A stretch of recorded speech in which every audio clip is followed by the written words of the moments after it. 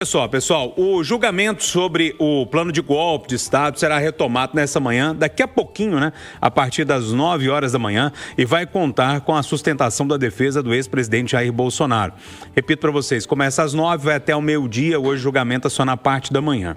Ontem, no primeiro dia de julgamento, o ministro Alexandre de Moraes citou pressões internas e externas sobre a corte, mas ressaltou que o papel do Supremo é julgar com imparcialidade e independência, pelo menos foi o que ele disse. O procurador-geral, Paulo Gonet, mostrou as provas da acusação e falou que não é preciso ordem assinada para que haja uma tentativa de golpe.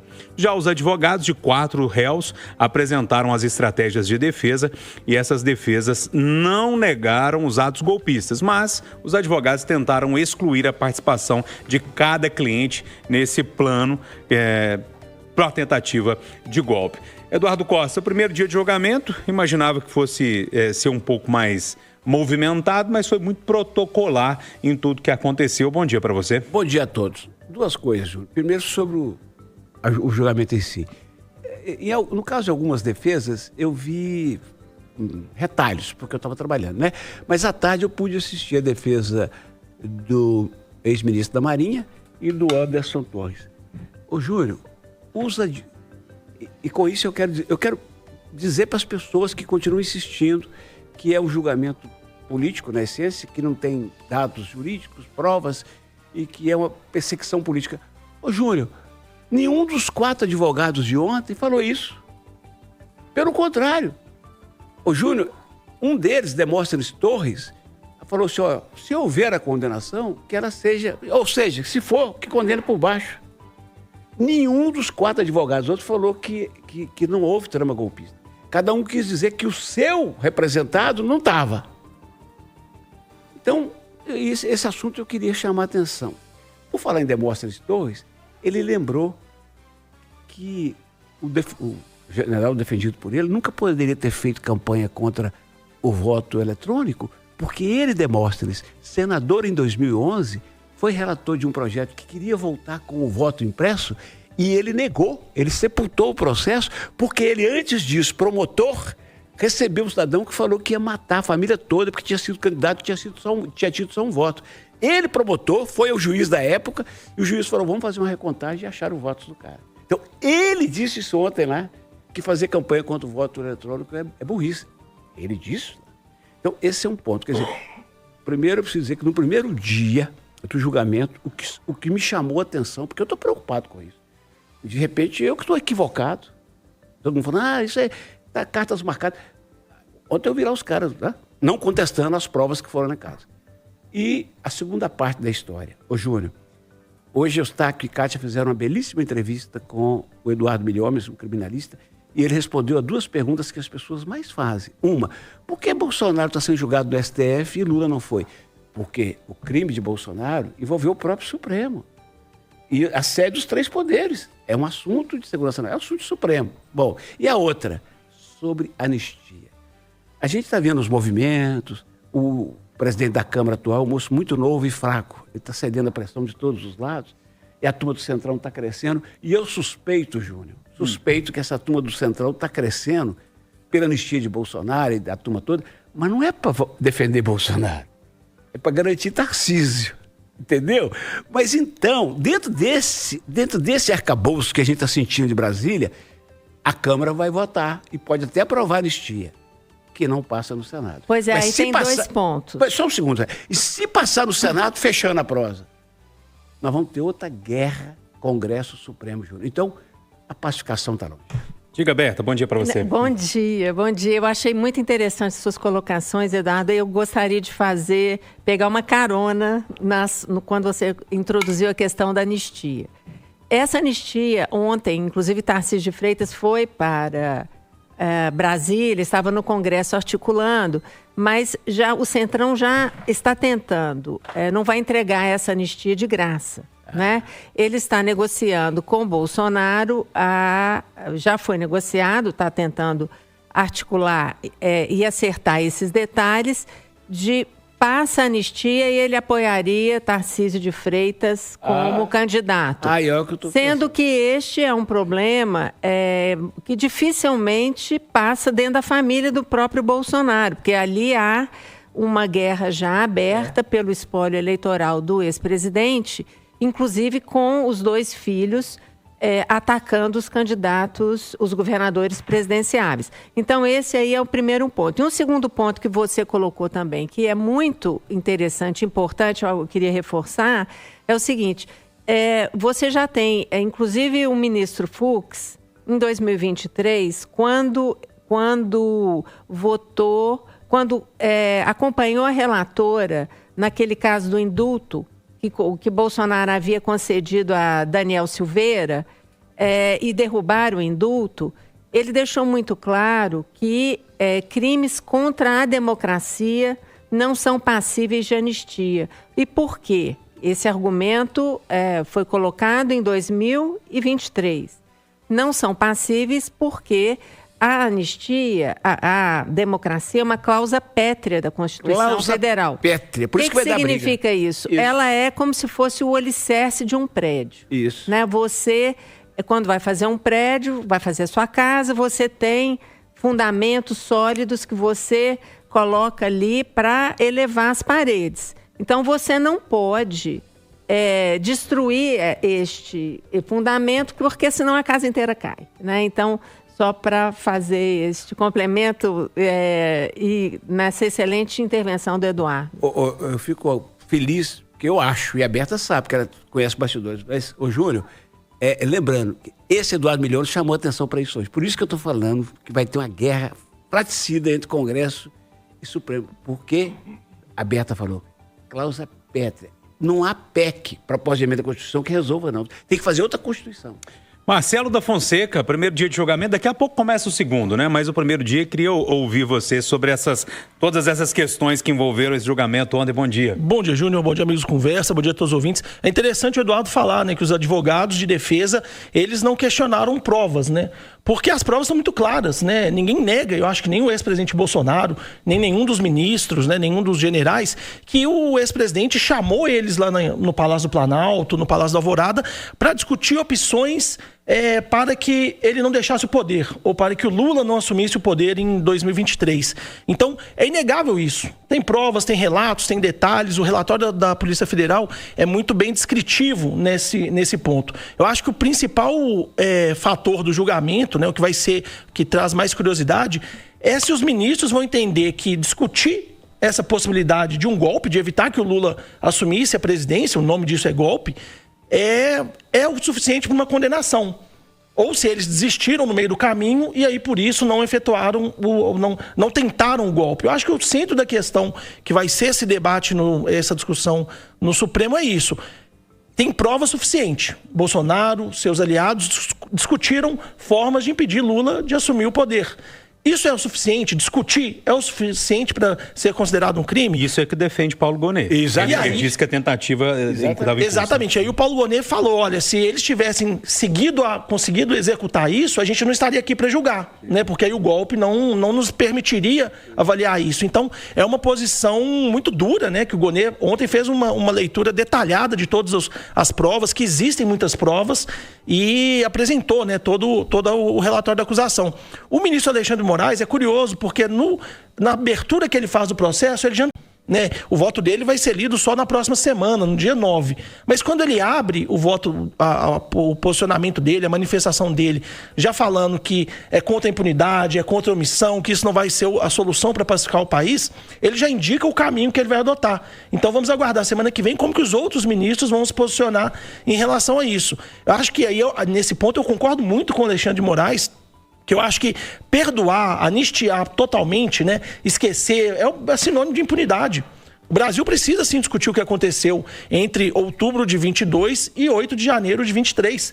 Quem depredou o patrimônio público, quem fez discurso não aceitando perder a eleição, tudo isso é importante para o país discutir. E aí eu acho que a defesa tem todo o espaço dela para fazer, alguns questionamentos, né, mais técnicos do julgamento, que no futuro podem causar até a nulidade dele.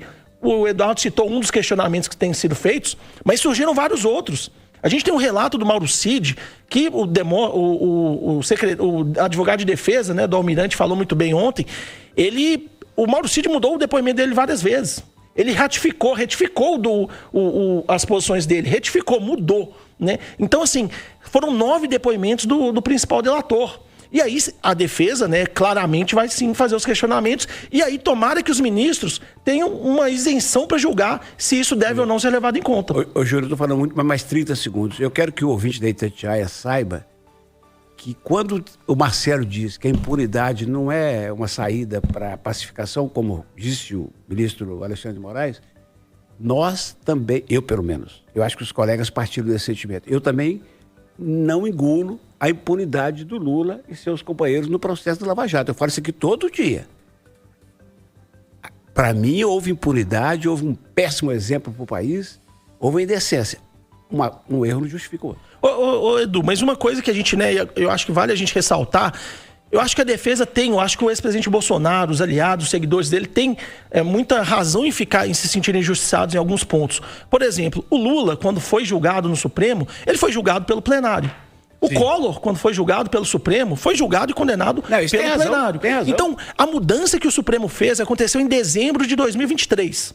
Houve uma mudança no regimento interno no final de 2023 para entender que o ex-presidente não precisa ser julgado no plenário, passa a ser julgado na primeira turma. E esse tipo de mudança, que na minha opinião é uma mudança casuística, né, para atender algum interesse momentâneo, é uma mudança muito ruim. Porque acaba criando nos réus, nos que são acusados, o sentimento de que eles estão sendo alvo de uma mudança só para se prejudicá-los. Mas nada disso invalida, é importante dizer, o conjunto probatório está minuciosamente descrito pela Procuradoria-Geral com base num inquérito da Polícia Federal. Então, acho que é importante lembrar que, segundo a tese da Procuradoria-Geral, é um crime de empreendimento. O que significa isso? Há um contínuo ao longo do tempo que foi sendo construído com vistas a um golpe de Estado. Quando você dá um golpe de Estado, você muda o regime, instaura uma ditadura, e aí o que acontece é que ninguém é julgado, porque aí todo o sistema muda, certo? Então, por isso que a lei que foi sancionada em 2023 pelo ex-presidente da República, Jair Bolsonaro, fala em tentativa de golpe, tentativa de abolição do Estado democrático. A tentativa em si, ela é um crime. Ô, pessoal, a gente vai seguir acompanhando tudo desse julgamento. Inclusive, a gente está com uma transmissão paralela do canal da Itatiaia no YouTube, trazendo para e passo tudo que está acontecendo ao vivo, direto de Brasília. E no nosso site também, no itatiaia.com.br, a gente acompanha em tempo real tudo que está acontecendo por lá. E, lógico, aqui na programação da Itatiaia, a gente vem trazendo os resumos, os nossos repórteres vêm traduzindo, os especialistas também ao longo de toda a programação. Então, é um assunto que vai levar toda a programação da Itatiaia ao longo dessa quarta-feira. Mas tem mais um assunto que me chamou a atenção. O Ministério Público de Minas Gerais deu um parecer favorável a um pedido de suspensão imediata da lei que aumentou o auxílio alimentação de vereadores e servidores da Câmara Municipal de Belo Horizonte. A manifestação, assinada pelo promotor Mário Júnior, recomenda que os pagamentos voltem ao valor anterior até o julgamento final da ação popular, que questiona a legalidade do reajuste aprovado pelo Legislativo Municipal. Segundo o promotor, há indícios de lesão à moralidade administrativa e potencial dano ao patrimônio público na lei, que elevou o benefício de R$ 1.250 para R$ 2.374, um aumento de cerca de 90%. A matéria, inclusive, que está no site O Fator, do nosso colega Lucas Ragazzi. O Eduardo Costa, aumentou e aumentou demais, quase 100%, vamos colocar assim, e agora tem uma ação popular pedindo para que isso volte ao valor anterior e o Ministério Público deve parecer favorável. A vida é um eterno voltar no tempo, né? Isso aconteceu ontem, no mesmo dia que Léo Burgueso pagou 300 e tantos mil reais para ficar livre de um processo do Ministério Público, porque comprava lanches da madrasta com verba pública. Você lembra que deu até marchinha de carnaval? Lembro. A coxinha da madrasta. Lembro disso. Então, é o seguinte... Boa marchinha, inclusive. Boa. Então é o seguinte, sabe, na época nós falamos, gente, é só calcular quanto que os vereadores terão direito de auxílio lanche e quanto que é a refeição popular que é servida a R$3 lá dentro da própria Câmara. Sabe, a mulher de César Júnior não basta ser honesta, tem que parecer. Os vereadores pisaram na bola e estão pagando caro e a população tem que cobrar. Fazer o quê? E aí, Marcelo? O Edu, quando chamava a Câmara de Casa do Espanto, os vereadores brigavam, né, Edu? Os vereadores xingavam, brigavam. A realidade, Júnior, é que os vereadores queriam ter aumentado o próprio salário no final do ano passado. O plano era aumentar o salário dos vereadores. Como eles não conseguiram, não teve clima para conseguir aprovar o salário, eles buscaram outra forma de conseguir, né, aumentar algum benefício. O curioso dessa história é que esse aumento foi apoiado pelo PT, foi apoiado pelo PSOL, foi apoiado pelo PL, né? A turma da direita e a turma da esquerda se uniram na Câmara de BH. Eles comem juntos? Né? Não teve briga, não? Não teve briga, não. Apoiado. Só teve 3 vereadores, pra gente ser preciosista aqui, né, e correto com a informação. Os 3 vereadores do Partido Novo foram os únicos que votaram contra esse aumento. Os outros todos, da esquerda e da direita, todos toparam. Não pedi meu voto na Fernanda Altué. É muito interessante a gente pensar sobre isso, porque a Câmara Municipal já mantém um lanche. Né, no plenário você tem um espaço de lanche. É a Casa da Dinda o apelido, viu, Berta? Sim, a Casa da Dinda, em que as pessoas os parlamentares já fazem esse lanche gratuitamente, obviamente porque é mantido pela Câmara Municipal, portanto não há um desembolso individual ali por este lanche.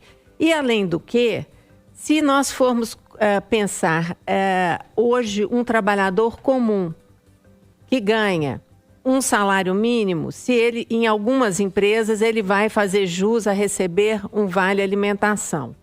Agora, a gente está falando de representantes do povo que têm um salário muito maior do que o salário mínimo, não é? Então, normalmente nessa faixa salarial não se dá vale alimentação, exceção feita a alguns órgãos de controle que votam os seus próprios benefícios, e aí a gente não vai nem entrar nesse nível de comparação porque vai ficar complicado. Mas não é justo de forma alguma que eles façam esse aumento do próprio salário de uma forma camuflada sob a forma de auxílio alimentação. Júnior, só de curiosidade, só pra gente não bater só na Câmara, né? Porque na justificativa desse aumento é até curioso. Uma das justificativas que os vereadores adotaram foi todos os outros órgãos fazem também, né? Os outros órgãos do Legislativo, outros órgãos do Judiciário, todo mundo tem esse benefício, os vereadores vão querer também, né? Ô Júnior, antes que essa conversação encerre, eu peço a permissão para voltar na questão do julgamento, para dizer algo que... Permissão concedida. Eu já ouvi de outras pessoas, de outros jornalistas, e eu acho que é muito legal. Você sabe que essa defesa que o advogado faz num julgamento, como estão fazendo lá no Supremo, é a defesa oral. Uhum. A defesa técnica é escrita e é entregue aos senhores juízes, ou no caso dos senhores ministros, antes. Tanto é que o advogado do Braga Neto, aquele que falou, encerra a sessão aí que eu estou com fome, lembra? Ele já distribuiu ontem a defesa técnica dele para os jornalistas. O que eu quero dizer? Como esses advogados que estão lá em Brasília, defendendo essas figuras famosas, são advogados poderosos, a maior parte deles está fazendo lá um espetáculo, porque advogado... Nós todos somos figura pública, né? Todo mundo é político. Todo mundo é político na melhor acepção da palavra. E alguns mais, né? Nós, inclusive. Os advogados, você sabe que eles são políticos por excelência, na oratória e tudo. Eles estão fazendo lá, aproveitando para entrar para a história. Ou se lançar, ou lançar a sua própria candidatura depois, como já temos casos. Ô Edu, né? Só 10 segundos para ilustrar a sua fala. Ontem teve um dos advogados que foi elogiar o bronzeado do ministro Luiz Fux. Né? Falou que o ministro Luiz Fux estava muito bronzeado, muito bonito. Aí o Flávio Dino, que vinha na sequência, falou, olha... Com esse tanto de elogio ao Fux, eu não espero nada menos. Pra ver o tanto que o ego ali é alto. O ego é alto. Ponto final, nossa conversa de geração, que teve Eduardo Costa, Marcelo da Fonseca e Berta Macaron. Agora o Acirantão. Mais informações ao longo do dia, de hora em hora no Itatiaia Urgente ou quando a notícia acontecer. Lembrando que a cobertura da Itatiaia em torno desse julgamento que acontece lá em Brasília vai trazendo para você para e passo tudo que está acontecendo, né? Aqui na programação da rádio, no YouTube e também com uma transmissão paralela no YouTube, trazendo tudo, né? A transmissão ao vivo lá do julgamento em Brasília.